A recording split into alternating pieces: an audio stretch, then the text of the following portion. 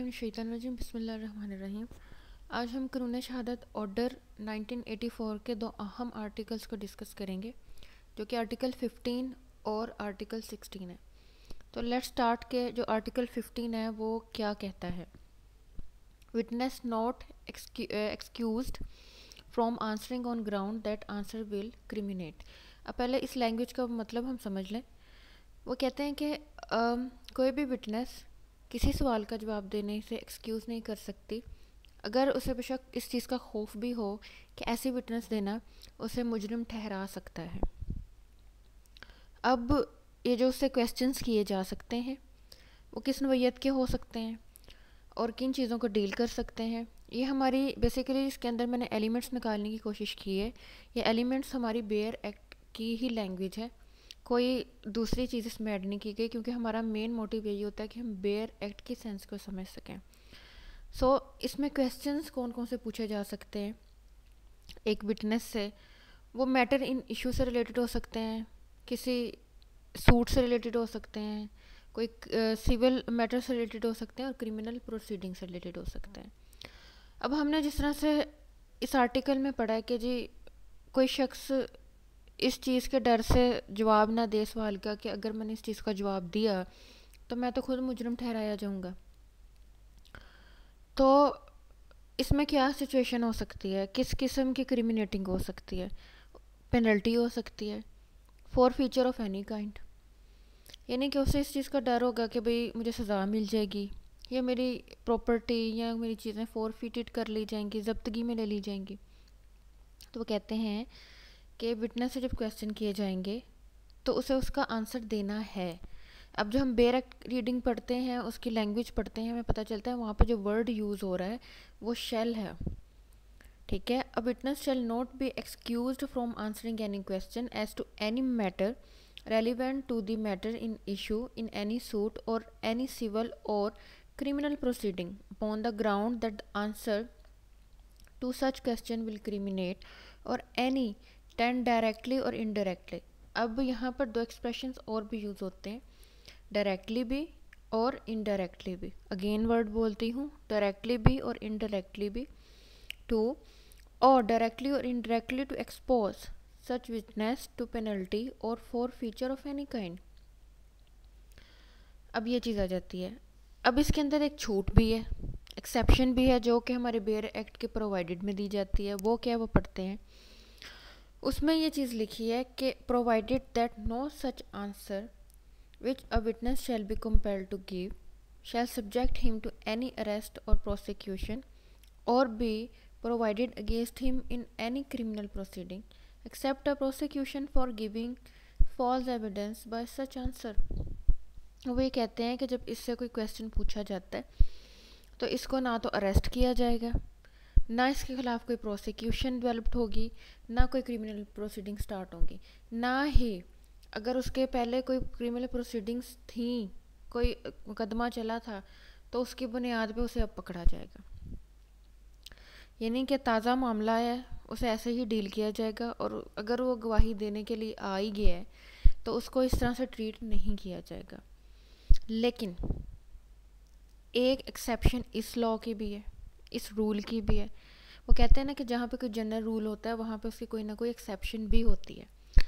But a prosecution for giving false evidence by such answer, लेकिन एक शख्स जो कि झूठी गवाहियाँ देता है, गवाहियाँ देता रहा है, तो उसका जो आप ये समझ लें कि जिसका करैक्टर है वो मशकूक हो जाता है, तो ये फिर प्रोसिक्यूशन के अंदर ज़रूर आएगा। तो एक चीज़ है वो फॉल्स एविडेंस हो सकती है। तो आप ये देख लीजिए कि इस आर्टिकल 15 के अंदर जो सी चीज़ें हैं उनको थ्रू एलिमेंट डील कर लिया गया है। अब आपको कोई भी क्वेश्चन आए तो आप इजीली उसकी सेंस समझकर उसका आंसर दे सकते हैं। ये भी बहुत इंपॉर्टेंट आर्टिकल है। नेक्स्ट हमारा आर्टिकल है आर्टिकल 16, जो कि अकम्प्लिस से रिलेटेड बात करता है। अब अकम्प्लिस क्या होता है? अकम्प्लिस होता है सुल्तानी गवाह। अब ये सुल्तानी गवाह क्या होता है? बेसिकली ये कॉन्सेप्ट है कि अगर दो लोगों ने मिलकर जुर्म किया, उनमें से कोई एक ही गवाही देने के लिए आ जाता है, तो वो ज़्यादा फेमिलियर होता है कि इन दो लोगों ने मिलके जुर्म किया, तो उनमें से एक ही, ठीक है, क्या बताने आ जाता है कि भाई सिचुएशन हुई क्या थी। तो हमें खुद इस चीज़ से पता चलता है कि भाई जिसने किया उसे पता है उसके साथ वो बंदा था, तो इसे तो बड़े अच्छे से पता होगा कि सब कुछ क्या हुआ था। तो उसी के बारे में ये डील कर रहा है। Accomplice is a competent witness against accused person. अब इसमें कोई चीज़ पूछी जा सकती है, तो पहले क्वेश्चन तो ये पूछा जा सकता है कि क्या अकम्प्लिस एक कॉम्पिटेंस विटनेस है, एक कॉम्पिटेंट विटनेस होगी, तो हमने कहना है जी बिल्कुल होगी।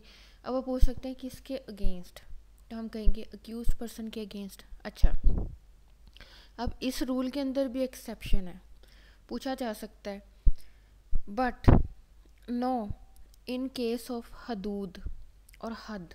लेकिन जो हमारा हदूद का कॉन्सेप्ट है इस्लामिक लॉ का, उसके अंदर अकम्प्लिस जो है उसकी गवाही को तसव्वुर नहीं किया जाएगा, क्योंकि हमारे यहाँ इस्लाम में कॉन्सेप्ट है कि जो शख्स गवाही देगा वो उसकी बाकायदा तौर पर रिकमेंडेशंस और उसकी क्वालिटीज़ एडिड है ना। तो एक शख्स जो खुद जुर्म कर रहा है उसकी गवाही को कैसे साबित कर लिया जाएगा, उसकी गवाही को कैसे सच्चा जो है माना जाएगा कि वो खुद भी मुजरिम है। तो थोड़ा यहाँ पर कॉन्ट्राडिक्शन आ जाता है कि इन केसेस ऑफ हदूद उसकी कैपेबिलिटी कम हो जाती है, उसकी कैपेबिलिटी ना होने के बराबर ही हम समझेंगे कि हो जाती है, तो उस पर्सन की जो गवाही है वो कुछ काम ना आएगी। Conviction is not merely because it proceeds upon the uncorroborative testimony of an accomplice। अब उसमें ये चीज़ ऐड की हुई है इसी के अंदर कि इसकी ये गवाही देना कोई इलीगल नहीं है। नो डाउट ये जो accomplice की शहादत है ये कि अनकोरोबरेटिव टेस्टिमनी है। अब ये वर्ड बहुत इंपॉर्टेंट है। अनकोरोबरेटिव से मुराद ये होता है कि ये कोरोबरेटिव नहीं है, यानी कि ये इनफ टेस्टिमनी नहीं है, ये एक इनफ शहादत नहीं है कि इसी के ऊपर बेस करते हुए बस हमारा काम मुकम्मल नहीं। ये बहुत से फैक्ट्स के अंदर से एक फैक्ट की हैसियत से हम इसको अंदर ऐड ज़रूर करेंगे, इस पर सोचा जाएगा, लेकिन ये कि ये एक ऐसी एविडेंस नहीं तसव्वुर की जाएगी जिसे इनफ तसव्वुर किया जाए। ना तो ये इलीगल है ना ये इनफ है, बट ये बहुत से फैक्ट्स के अंदर से एक फैक्ट है। सो ये होता है अकम्प्लिस। सुल्तानी गवाह का कॉन्सेप्ट भी यही होता है। तो इसे अच्छी शहादत तसव्वुर किया जाएगा, एक स्पोर्टिव, वेरी वेरी स्पोर्टिव शहादत, बट इनफ नहीं है। सो इसके अंदर मेन चीज़ें जो आपसे पूछी जा सकती हैं वो ये पूछी जा सकती है कि जो अकम्प्लिस का कॉन्सेप्ट है वो किन केसेस के अंदर जो है वो एप्लीकेबल नहीं है। तो हम कहेंगे इन केसेस ऑफ हद, इन केसेस ऑफ हद ये एप्लीकेबल नहीं है। होप सो आपको ये वीडियो अच्छी लगी होगी। मैंने पूरी कोशिश की है कि जो चीज़ें बताई जा सकती हैं इससे रिलेटेड वो सही तरीके से कन्वे की जा सके। अस्सलाम वालेकुम रहमतुल्लाहि व बरकातहू।